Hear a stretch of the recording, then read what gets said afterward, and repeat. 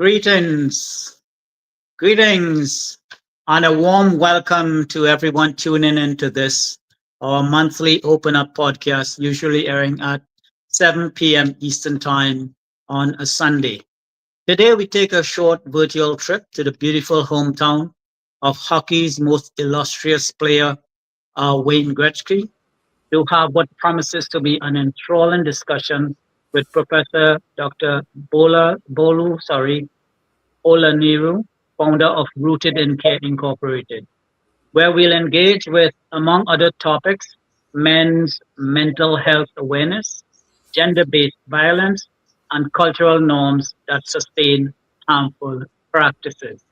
Hi, I'm Dipchand Ramcharitar, Director of Outreach and Development at Voice of Men 360.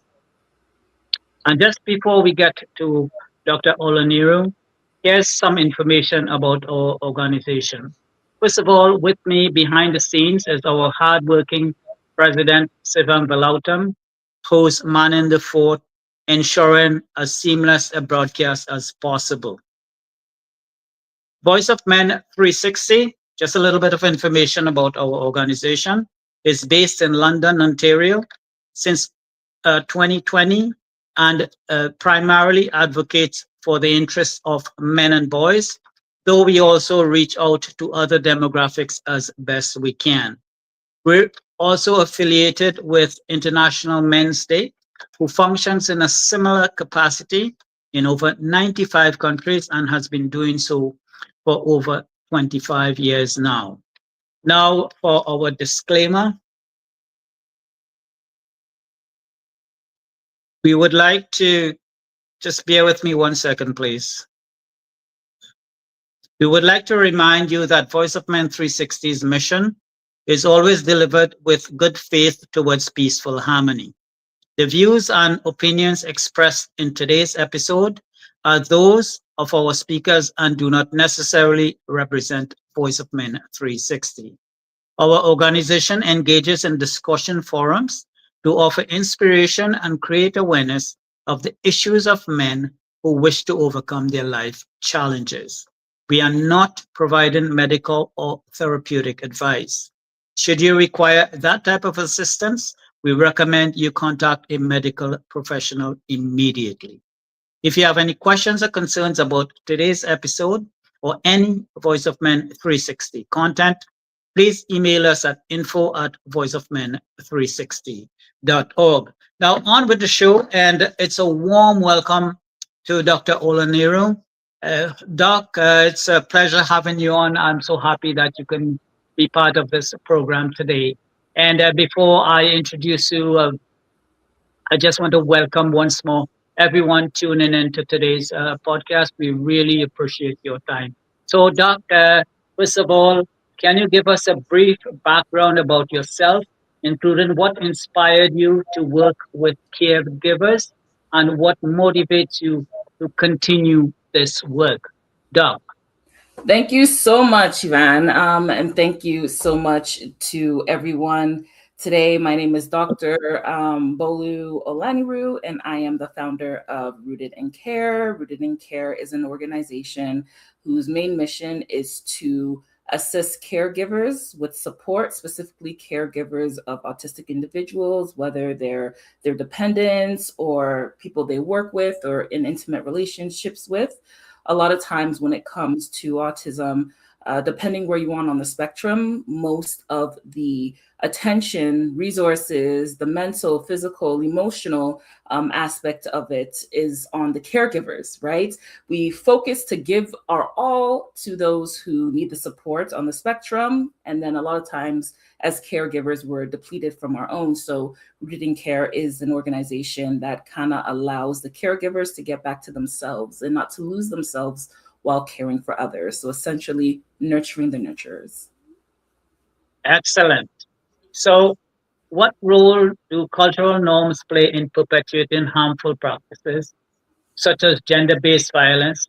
And how can we work to change these norms? So a lot of times when we talk about gender-based violence, or talk about social norms in general, we look at things that are acceptable, things that are normal, things that are seen as just expected, right? So within that expectation, there are several challenges. So when you talk about gender-based violence, a lot of times it's intimate violence, right? With your spouse, your loved one. Sometimes, depending on where you are in the world, it can be towards coworkers, it can be towards different people. So when it comes to harmful practices, it's kind of going back to saying that, hey, you wouldn't invoke violence on someone that you claim you love, right? Because the two exist. So that being said, we need to go back to the root, right? So why are we continuing these practices? It can be very harmful when you are talking about what masculinity is, right? You have this depiction of being strong, right? Physically, a lot of times, but even in the way you approach certain situations, right? The tone in your voice, the way you're assertive, and then sometimes, right? The physical aspect of that too can be very detrimental. So again, to remove that stigma of what it means to be masculine can really help in terms of not perpetuating certain harmful practices. In some aspects, people say, I'm the man of the house, or I'm the king of this castle.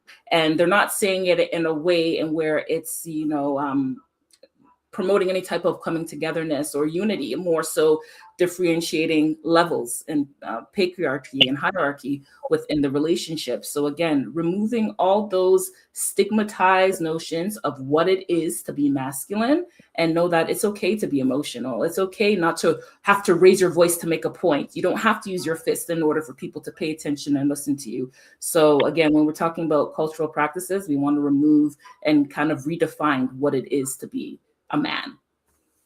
Right. So you think tone, body language, not being condescending, things like that, really drives home the point you're trying to make. Yes, for sure. When you're talking about men, a lot of times it's the assertiveness, right? It's the tone and their voice, the type of languages they use. It can be a lot of hand gestures, the face, right, being hard and not soft. So these are different kind of stereotypes that we've been seeing, even if you're watching movies, listening to music, what society shows us of what it is to be a real man. And once you fall short of any of those aspects, people start to question your masculinity. And for a lot of people, their egos can't handle that. And that's when you have these perpetual, again, social norms. I'm going to show you that I'm strong. I'm going to prove to you that I am a man. And then it again goes back to that question of what is a man?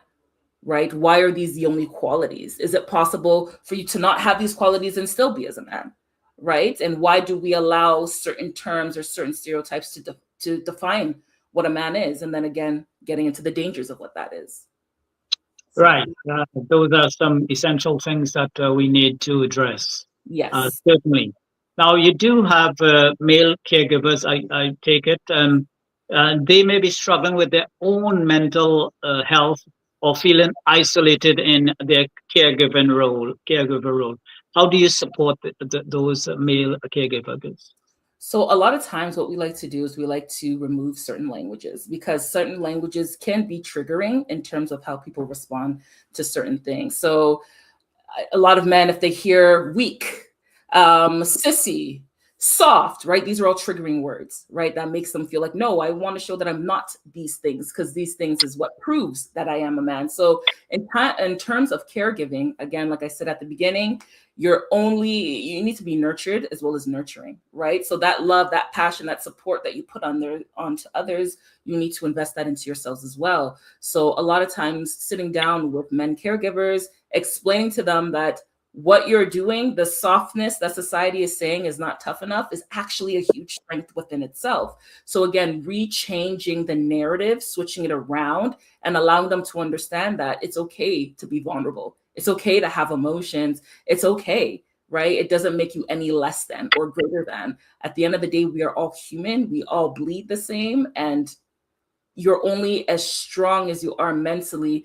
And in order to get to that kind of mental strength, you need to accept that not everyone's going to have a macho man. That hyper masculinity that we see on TV or in video games, there's a lot of detrimental that comes with that. And if that's not who you are as a person, then there's no point in trying to, attach those kind of stereotypes to yourself, because again, right, it doesn't really help. So when it comes to our caregivers, we like to provide them with tools to help them, whether it's therapy, whether it's getting male support within the society, doing peer-to-peer matching in terms of people that they can feel comfortable and vulnerable with, because discussing your emotions is very vulnerable. So we want to let them know that they are cared for, they are seen, they are loved, and that their feelings are valid. So I would say that when it comes to providing resources for them to, feel that they're not alone within the journey that they're passing through. Yeah, I think all of us like to feel acknowledged at some point, to make sure that the people notice that we are there and we're doing our part. Obviously, when we fall short and someone pull up our socks, we should be thankful for that, as long as it's a constructive criticism. We Exactly. we generally don't like criticism, but if it's constructive, we should suck it up and whether Definitely. man, child, or woman, whatever the case might be. We should Yeah. all, take it with a grain of salt and be thankful that someone has pointed that out to us. Now, I was asking specifically for the male caregivers, but what about some of the common barriers that men generally face seeking help for mental health issues? And how can we work to break down these barriers? I guess some of the previous things you mentioned might come into play again. For sure. When you talk about different barriers, a lot of men, again, when we're talking about what society sees as men, we see men as the providers, the caregivers, in terms of raising a family, whether it's their own or helping out a sibling or whatever the situation may be. And anytime they don't meet up to that expectation, you start to see the frustration. Right. And especially right now, we are in very challenging times where a lot of people are losing their jobs. And a lot of the people who may be losing their jobs may have been the breadwinners, may have been, the head of the household. And then they feel like they're falling short. And then the stress that they take on trying to, okay, so what else can I do? Right? Because we need to pay the rent, or we need to pay the mortgage, or I need to get these bills sorted out. So a lot of times there are stress and feeling that they're inadequate in terms of being able to step up to certain responsibilities. So in Right. order to break a lot of these barriers, I think we need to encourage men to seek help when it's needed.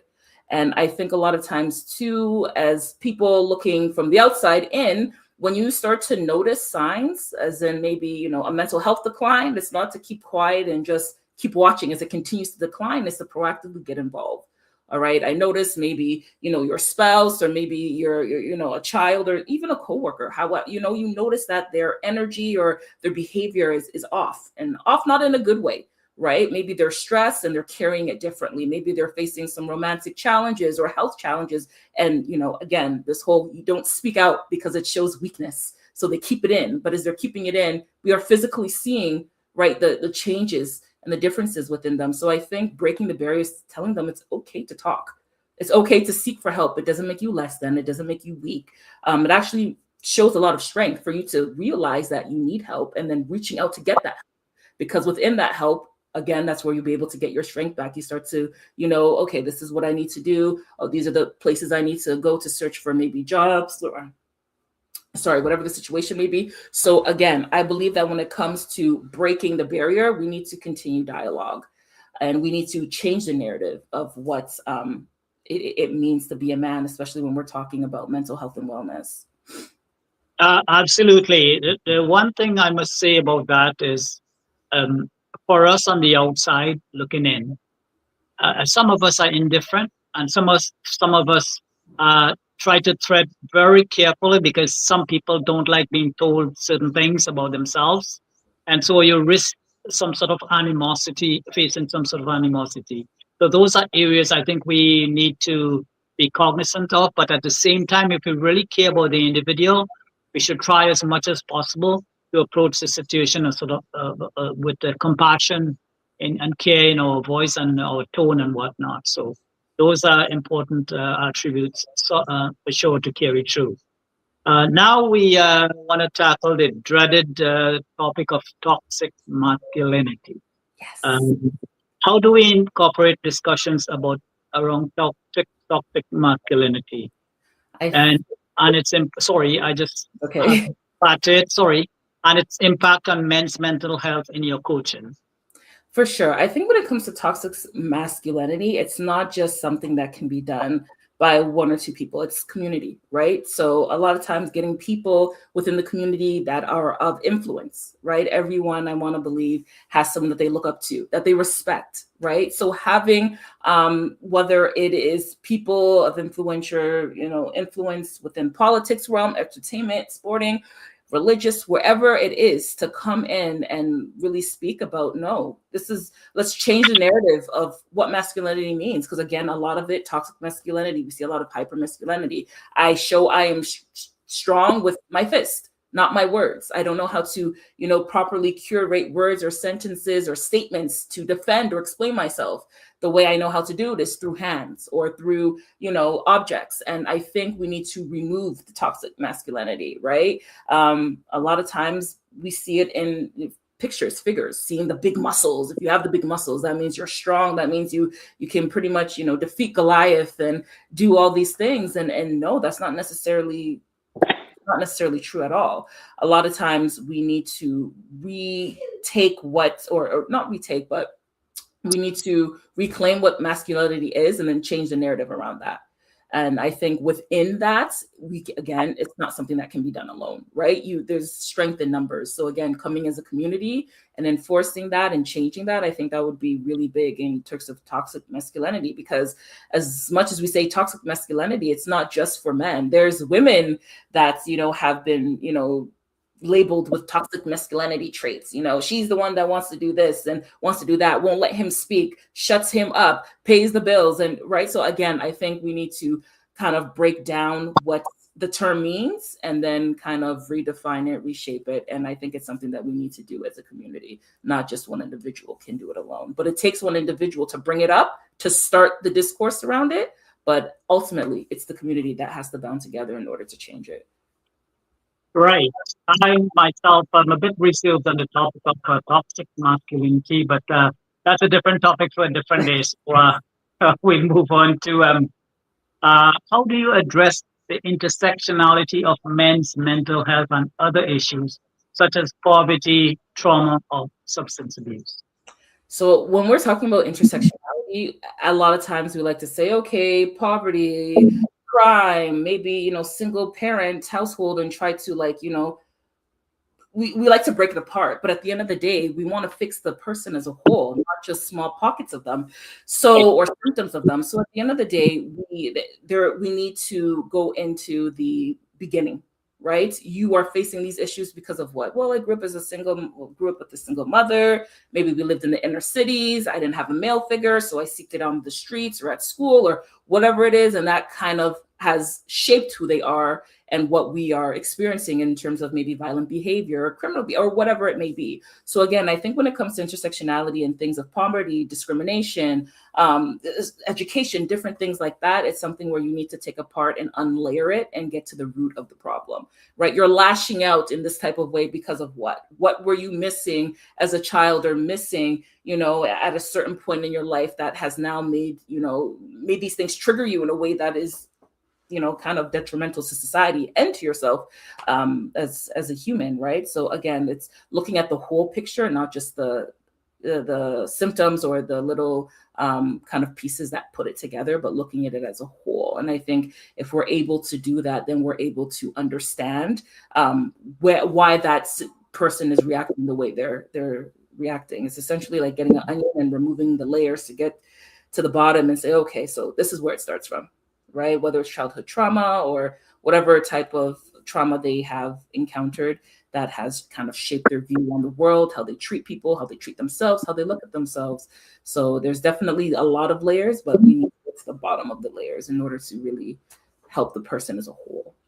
Yeah, sure. You certainly need to address those key areas if you really want to deal successfully or at least to some extent with this issue. When it comes to caregivers, let's say, for example, the ones that you work with, what can they play in supporting men's mental health? And how can they encourage men to seek help? I think the major one thing we need to do is let them know that it's a safe space. I think a lot of times, specifically men have this fear of coming forward because they feel that, oh, they're going to judge me, they're going to label me this, or right, they feel kind of timid, and which is funny because in the real grand scheme of things, you have the hyper masculinity that you're trying to prove to the world, but when it goes to seeking help, now you all of a sudden you become like timid and quiet and soft, right? But these are, and again, because of fear of judgment. So I think a lot of times we, when it comes to caregiving, right, to create safe spaces where people feel that it is okay to express some frustrations they're going through. We all go through it, man, woman, child, adult, in some shape or form. We get stressed, we get overwhelmed, we get overstimulated. It is human for us to feel this way. And it's also human for us to seek for help. And I understand because of the world or the climate we live in currently that it can be very, skeptical in terms of who do I reach out to? How do I know this is not going to be, posted here, or they're not going to tell their friends about me here? So you're kind of apprehensive of seeking the help. But I think the first thing you need to do is to make sure, that's what we do, is provide a safe space. Let them know you're not going to be judged. Everybody here is on a journey to self-discovery, mental health, wellness, and you are okay here. Your information is not going to be sent out. No one's going to use you as like promotion for anything outside of the organization. That whatever you say with us stays with us. And at the end of the day, we want to help you because we're helping you as the caregiver. You're only as good as you can be in terms of you can only pour out and pour in, right? So if you're able to find a safe space, you're able to get the resources that you need in order to help you, then you will be a better caregiver to those are looking towards you for that support. So at the end of the day, it's creating safe spaces and letting them know that you're free, letting them know this is a place for you to feel vulnerable, and vulnerability is okay. So again, and let them know that short wins, that's good too. The first step is reaching out, identifying that I have an issue or I need help or I have challenges in this area. And that in itself is a great start to getting back to, a really healthy mental health section within your life. Right. Absolutely. Now we could talk on a sort of a broad tune about all the different areas that men experience in these conditions that which they live with. But specifically for those who experience trauma or abuse, what specialized support do you? So a lot of times it's peer mentor support, because again, right, we're talking about trauma, we're talking about abuse. This can be very vulnerable. It's a very vulnerable discussion to have just in general, whether you're a male, female, non-binary, however you identify. It's vulnerability, right? Sometimes you're re-triggering, emotions and other type of reactions because of opening up to tell somebody. So peer mentoring is really good because peer mentoring, again, you don't have to do it in a crowd. You're very vulnerable. You want at least some person that you can trust to build rapport with, check in on you, have those, difficult conversations too. A lot of people don't want to have that in public or within big groups of people. So we do offer the peer mentor support. You have someone that has been in a similar situation and has been able to come out and recover from it. So even again, testimonials, hearing their journey, what they went through and how they're able to get to the kind of mental health clarity that they're at now. So that is one of the strategies we use. And it's a really powerful one because again, a lot of times we feel alone when it comes to certain situations. And it's not until you start talking with someone else and you realize that, oh, wow, I'm not alone, right? Whether that's a therapist, whether that is a friend or just a trusted person within your circle or outside your circle that you feel, you can be vulnerable with. So that's one of the first things we try to do. We try to pair them up with peer support mentors or therapists if it needs to get to that. Because some people, sometimes they feel they don't need the therapy and they just want someone to confide in that they trust, that looks like them, that has maybe experienced similar things that they have. And they want to have those, conversations about, how did you do it? How did you get out of that? And sometimes when you sit down with therapists, they might not give you that real life experience. They'll mostly come with a lot of their clinical experience, which is also very valid. But sometimes caregivers are not really looking for that clinical kind of aspect. They're just looking for that. I hear you. I see you. you are worthy, you are valid, and you're not alone, right? So that's one of the major things that we provide in terms of assisting them with support. Very good. For the next, excuse me, lead into what we were just discussing, leads into the next question. So, which is, what are some ways we can promote healthy masculinity and positive role modeling for boys and young men?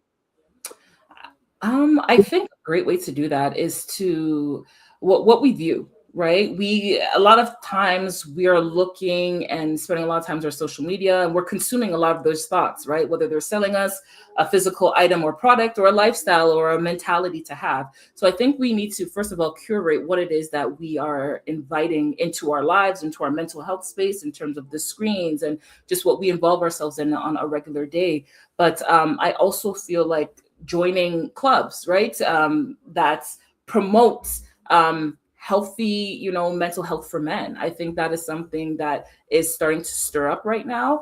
A lot of times when we speak about mental health, a lot it pertains to women or maybe to, young adolescents. But in terms of men, right, and again, it could be because of the way society sees, oh, men are supposed to be strong, they're not supposed to be vulnerable, and creating kind of communities like that is going to make them soft. And so, again, erasing that narrative and coming up with, a safe space for these men to come together and come and have discussion, whether it's over some coffee or whether it's over, a game of football or basketball. But again, bringing them into a safe space is the number one thing that I think would be very helpful. And again, changing the narrative, what we're seeing around us, right? A lot of the images we see of what it is to be a strong man, or a lot of the videos that we consume, or, TikToks or whatever it is that we're watching. And I also think that, society too has a role to play in terms of the images we put out there, right? In terms of, what we're seeing and what we're viewing. And I think if we can change the narrative in terms of removing that hyper masculinity figure of, looking like a certain celebrity with all these muscles, and that's what it is to be a man, to say, no, the everyday guy that's going to work, doing his 9 to 5, that is a real man too, right? It's not the millionaires or the bodybuilders of this world. So I think, again, changing the narrative, and that would have to be through, maybe content creating, certain things that you're following. But definitely there's work to do in terms of changing the narrative. And again, it takes one person to start it, but, community to move it forward. Yeah, those are certainly some areas that we can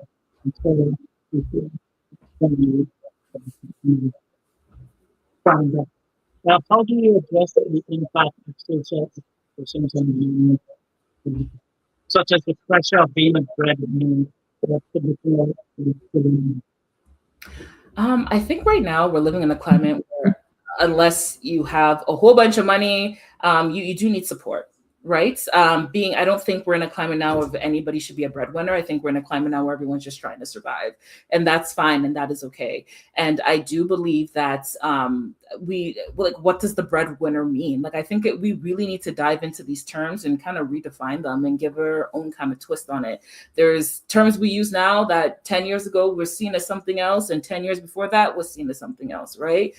Even something as simple as like gay. Back in the day, in the 70s, it was something that, we would, as a way to express ourselves. We were happy, and that got turned into a term for, a certain group of individuals. And now I guess the Gen Zs use it as a way to say you're lame. So again, they're changing through generations. You can just see, and that's just one example of a term, but so many terms are changing the definition of what it means. So I think, again, when it comes to masculinity, what we see as men is to have those conversations, to change the terming, to change the meaning behind it, right? It doesn't have to be this. Breadwinners doesn't mean that you have to be a man, because that's another conversation, right? You have women that maybe make more than men. And when they do make more than men for whatever reason, they're seen as, oh, she's trying to be the head of the household. She's trying to be a man. And it's like, no, like everyone, at the end of the day, if the objective is to be able to support the family, the unit, whatever it is, it shouldn't matter in terms of the breadwinner, that it has to be a man, because my father was and my grandfather was, and that's just how we do it in our society or within our community. That's where that kind of toxic community harmful practice comes off, because if the pressure is too much for him, why is it a crime to have someone of another sex come and help along, right? It shouldn't be something to be ashamed about. It shouldn't be something that kind of determines your gender at all. So again, I think redefining a lot of the expectations for men, because it can be stressful, right? You have a job, you lose it because of COVID, and all of a sudden now you're struggling, or maybe your wife or your girlfriend or someone else helps you out. And just even receiving that help alone can see as, oh, I'm not man enough, right? It doesn't even have to be in an intimate space. It can be even reaching out to a friend or a family member, right? They now start to deal with that. Oh my God, like, so I'm not a man, so I'm not as tough or strong. I can't even cater to my household. I have to go borrow money from so and so, or depend on so and so. And it's like, no, that's okay, that's fine. We're living in a climate where everyone, to an aspect, is struggling in one way or another. And the fact that you have someone that you can depend on to help support you during that time should not be seen as a thing of weakness, and be seen as a strength, and to show how good of a support system you are, because there are many people in that same position who wish that they had someone they could call on to support them that in their time of need. So again, when it comes to labeling breadwinners, head of the household, and all these kind of toxic traits that we play into gender stereotypes, it can be very detrimental. So I think removing that, and just knowing that we're all here to help. If the end of the day is to have us paying our bills and not living on the streets, does it really matter what gender is the one who is coming along to help that? Right. I think sometimes when we have a shift in the way how things operate now, and especially women in charge of being the breadwinner and whatnot. I think besides the man having an issue, sometimes there are other dynamics that come into play, but we wouldn't get into that at this time. Um, we would move on to something that's very troubling in society, and something that I think we would do well to address as soon as possible. And that is, what resources the support systems do recommend to struggling with suicidal or feeling of purpose? For sure, if you are struggling with mental health challenges, or having a crisis where you're thinking of harming yourself or harming others, definitely seek for help. It's not a time to show that you're strong enough to do it by yourself. No, dial 911.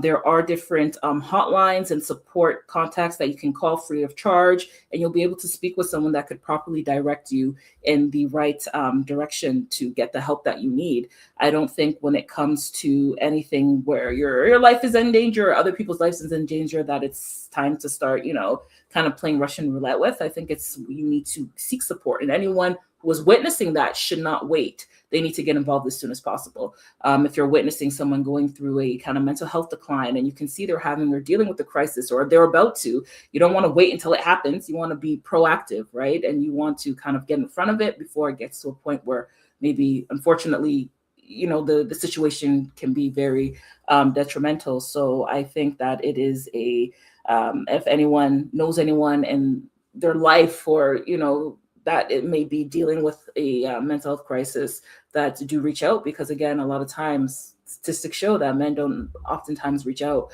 when it comes to mental health challenges and crisis, because again, of that mentality of I can do it, or no, I'm stronger than this, or oh, if I reach for help, it makes me look weak or not strong. So again, if you notice that the characters or behaviors are kind of not as they should, and you have prior knowledge to maybe this person struggling in certain areas of their lives, and yes, definitely suggest to them, hey buddy, or whoever it is, these are resources that are available.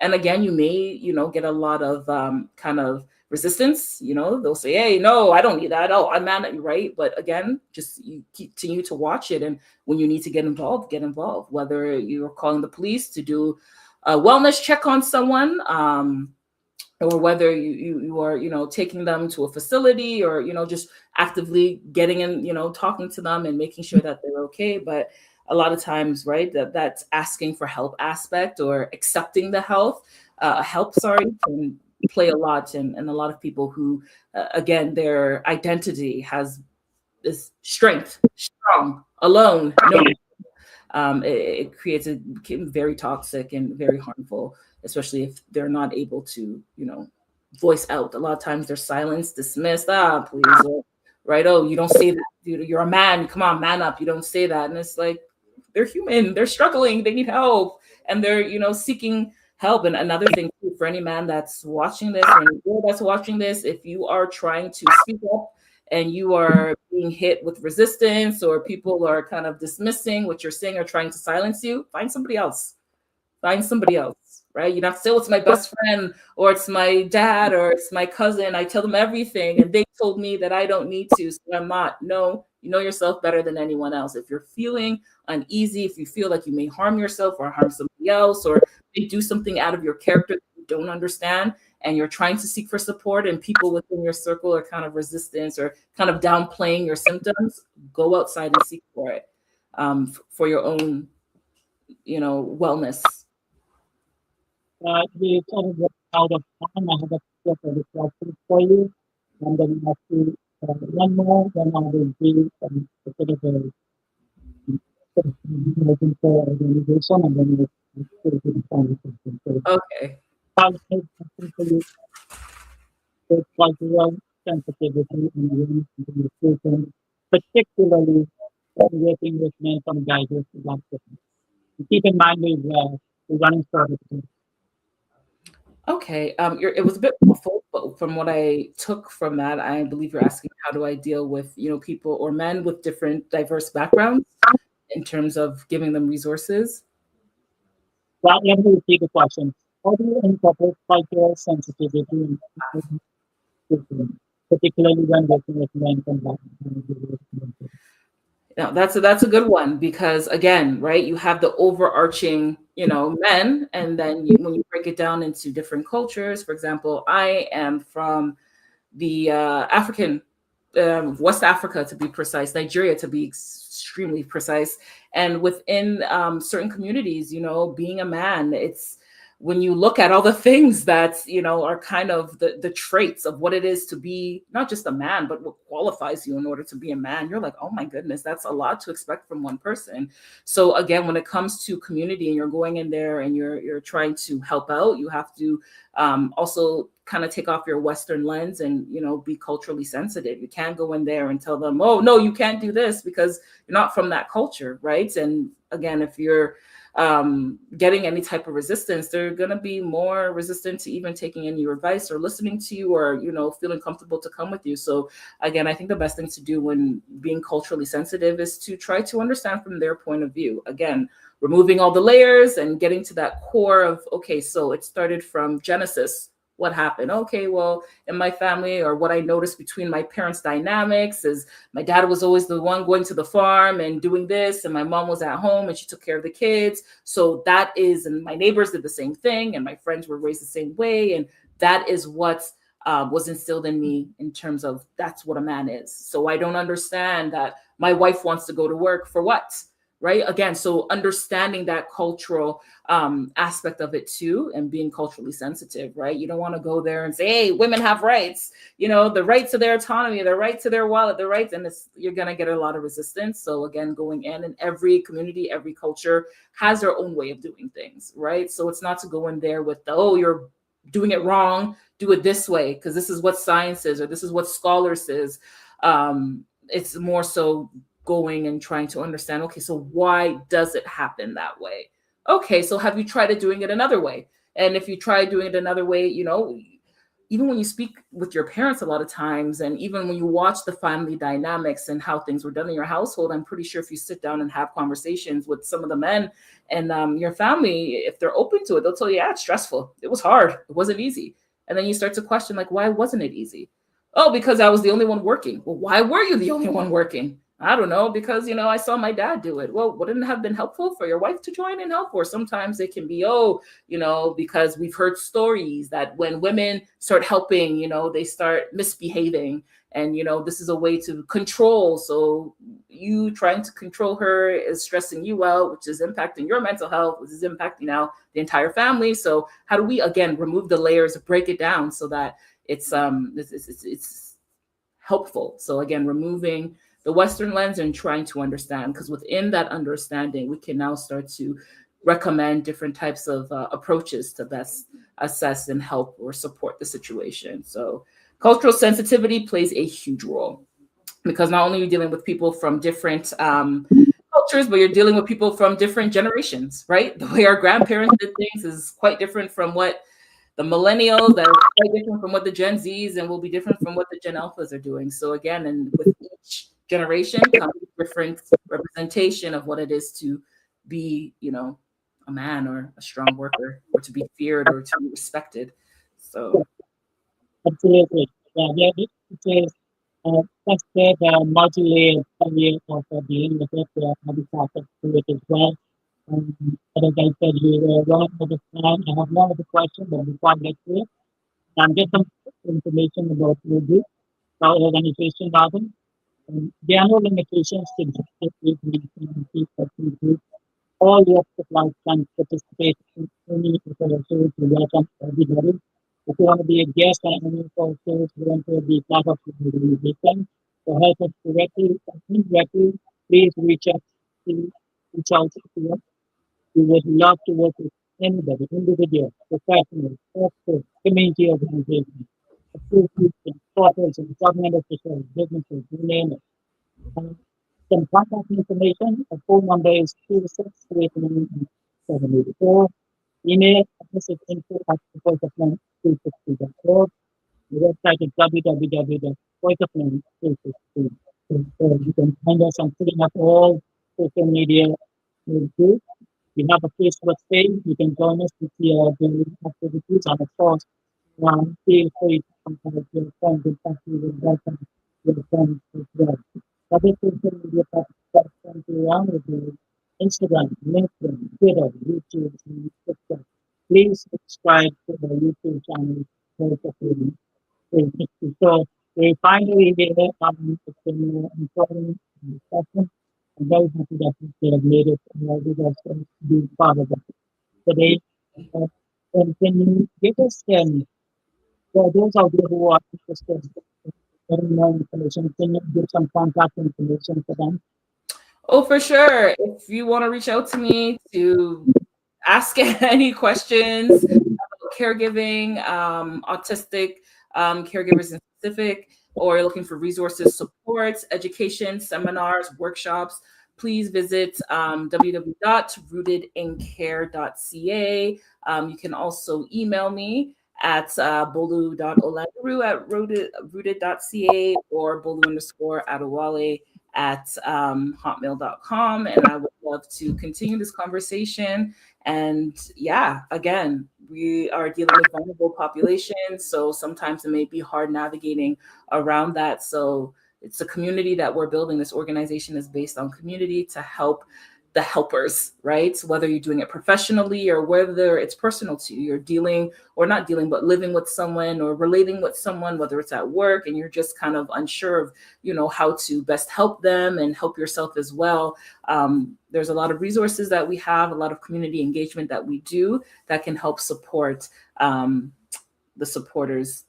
So yeah, thank you so much for this opportunity to come and speak and have this conversation. I think it's great to have this conversation. As we were talking about, one of the things to do to kind of help change the narrative, this is one of the platforms, right? To come out here and to have someone that is not a man to come and kind of give their perspective and what they're seeing from their angle and suggest ways in order to help, so that, again, men and women, we have to coexist in this world, and we need to do so in a healthy way. So best practices, conversations, discourses, things like that really help in terms of moving the narrative forward. So thank you so much for having me. It's been an absolute pleasure having you here today. I've totally enjoyed the discussion. There's a lot of information that has been imparted, and hopefully the audience could benefit to some significant results from this discussion. Again, thanks, Scott. We would be glad to have that sometime. So all the best to your education. Thanks again for being part of it. So directly in the guy behind the scene, President Sivan Balakan, thanks for keeping everything smoothly. We certainly cannot do anything disturbing also. So thanks again. Thanks to the audience out there. It's been very, we're very happy that you could have joined us today. And hopefully you have left some very important information. Thanks again to everybody for joining us today. And cheers. And have a good evening, good night, good morning.